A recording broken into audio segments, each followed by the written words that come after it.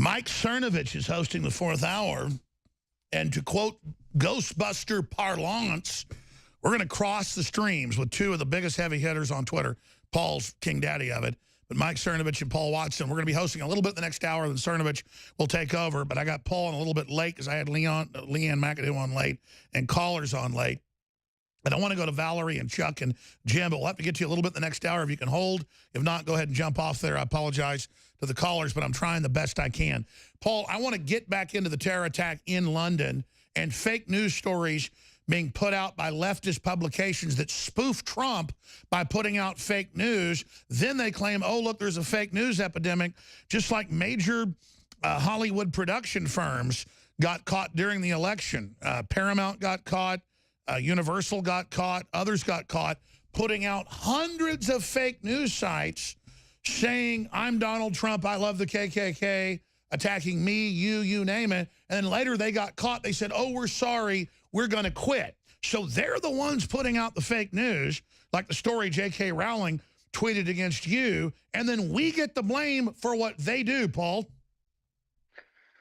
Well, Harvard University did a major study, Alex, several months ago, and they concluded fake news had no impact on the outcome of the presidential election. So it was just yet another moral panic that failed. You know, they had the recount with Jill Stein and the riots. That failed after, of course, they accused Trump of being awful for saying it might be rigged. Then they did the exact same thing. Fake moral panic failed. They had the Russian narrative thing. That's collapsed, failed. They had the Nazi takeover. That's failed. It all failed. The fake news was the first one to fail. Had no impact whatsoever on the election. Yes, fake news exists. But again, they seized on it. They blew it out of all proportion because they were butthurt and absolutely bewildered as to why they lost. They lost because Donald Trump was riding the wave of populism that continues to dominate Europe and the West right now. That's why you lost. Just accept it.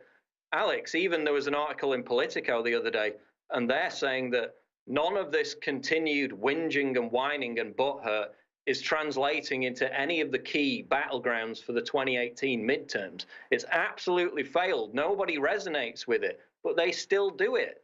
I mean, we're in September 2017. The only argument they have left is you're a racist, you're a Nazi. It's the exact same argument they've had for the last 10 plus years. And Paul? It doesn't resonate. It doesn't work anymore, but they're still gripped on it. And that's my next question for you. When 20th Century Fox and all of them get caught doing fake news campaigns against Trump, against us, showing News Corps, you know, Democrat, and Hillary won't go away, and she asks what happened and starts a website named after pigs, liars, and rats called Verrit, doesn't even check what the meaning of the name means pig rat bastard, basically, deceiving rat bastard pig. They name a site after Verrit. With all of this going on, what's wrong with them? Why don't they give up? You just asked the question.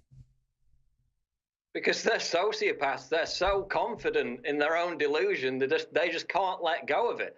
Like Hillary Clinton actually wrote in her book that Orwell's 1984 was a lesson about how people need to trust authority. I know. We even have the audio of her saying it. Talk about a joke.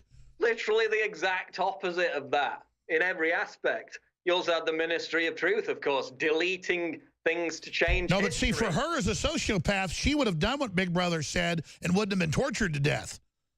Yeah, that was basically the message. Just submit to Big Brother. But again, she was the Ministry of Truth. She deleted 33,000 emails just like they deleted history to change the present. It's literally 1984 was the exact opposite of what she said. It's like when they said that George Orwell would have supported Antifa. Okay, George Orwell supported unpopular free speech. He literally said that. Antifa burns signs that say free speech. They attack people who try to engage in Hold on. Paul Joseph Watson at Prison Planet on Twitter. We're going to come back and go to Valerie in Norway. Jim says he's a former CIA case officer. I'm Alex Jones. Mike Cernovich coming up at Cernovich. Tell everybody, tune in. It's an act of resistance. Will this save the world? No. But doing it over and over again will.